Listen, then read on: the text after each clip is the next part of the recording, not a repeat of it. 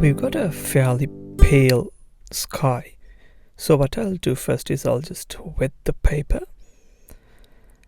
and then I'll mix a fairly pale blue with the cobalt blue, a bit of royal blue, and also a bit of a neutral tint.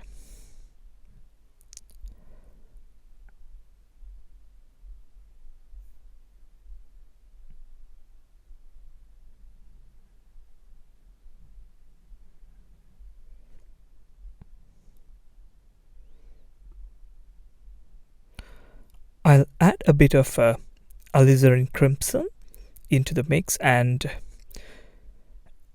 add it closer to the horizon.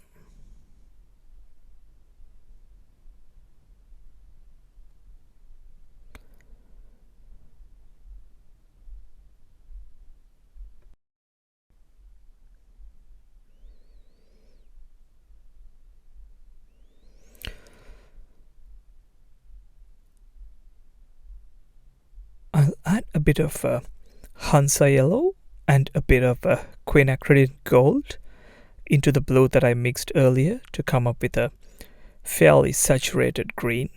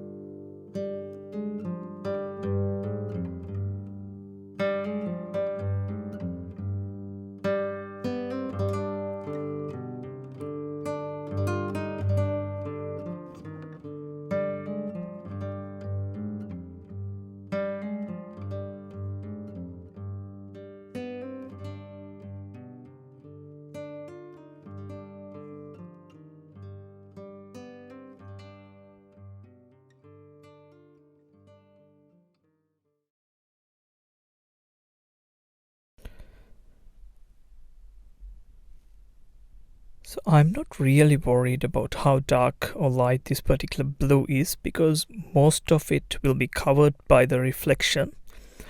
I'll be painting the reflection later, and that would be probably the most interesting part of this subject. So I'll let this wash dry completely and add the reflection much later in the painting. I'll also add a bit of quinacridone gold and a bit of raw sienna into the buildings. I thought of leaving it as white, the white of the paper, but as you can see in the reference photo, it's got kind of a nice sunlight falling on it, the morning sunlight.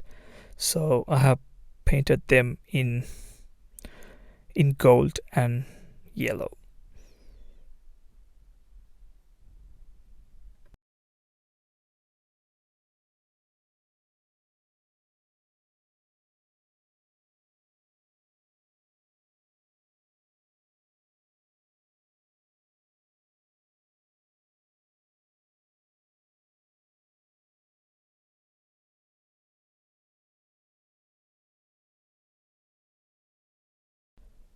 I mix a bit of Viridian with burnt sienna to come up with the darker green.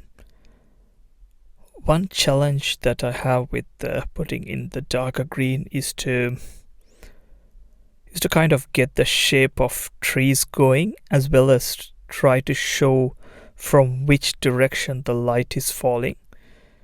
So I'll try my best, but it's a bit of a challenge.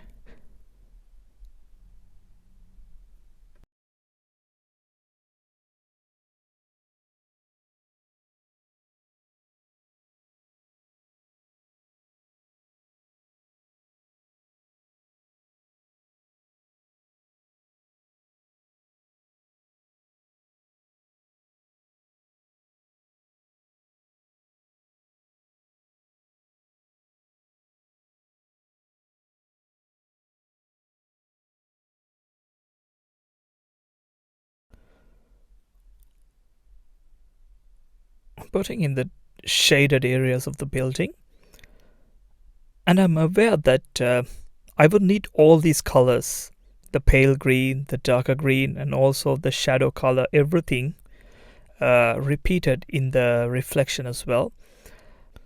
So I'm trying to leave them in the palette as well, so that I can use them when I put in the reflections.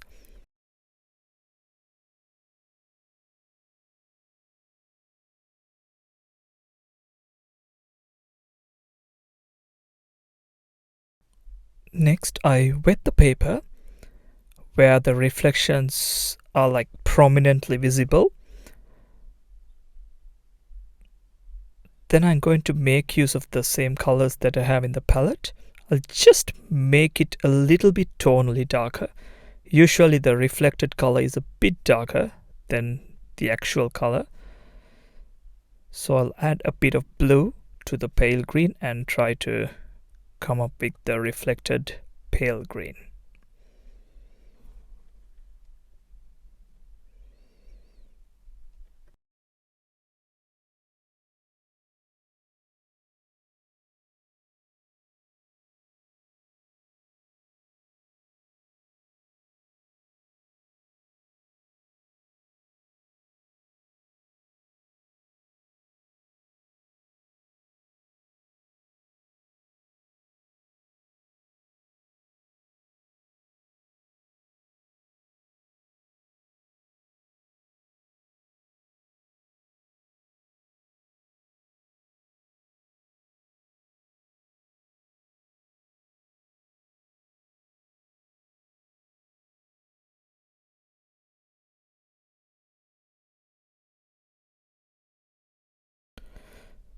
Because I have pre-wet the paper, the pale green, the dark green, and the greys are all running into each other and kind of creating a realistic reflection on water.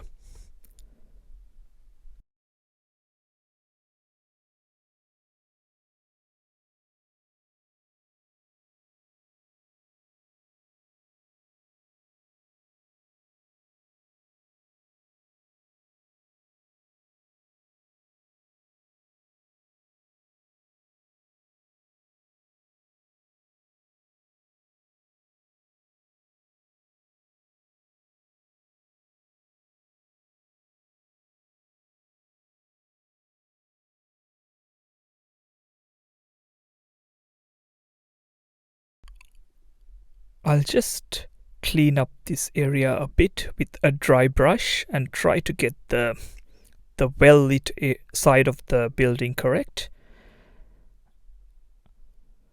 And as you can see, as I was painting the reflections, the underlying wash has dried considerably, and the brush marks that I make now are much more prominent and is not running into the other colors as much as before.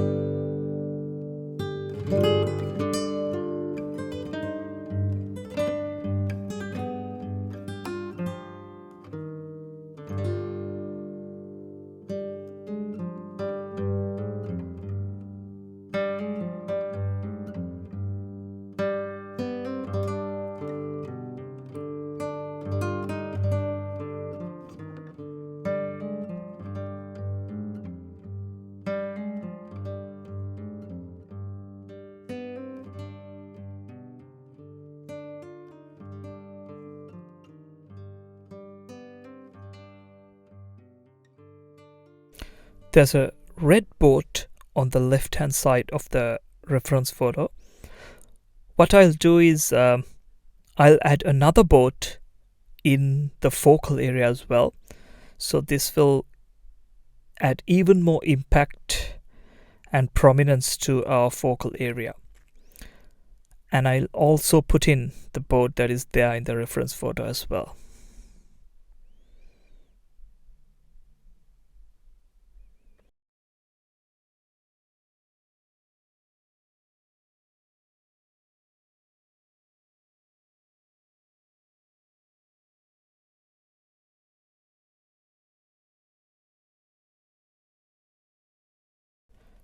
Now it's time to put in the foreground. The foreground is in complete contrast to the rest of the painting. The rest of the painting is like very soft and full of wet on wet effects, but the foreground is like it's a shape with the sharp edges, so it's kind of giving a nice contrast in terms of tone as well as the technique that was used to paint it.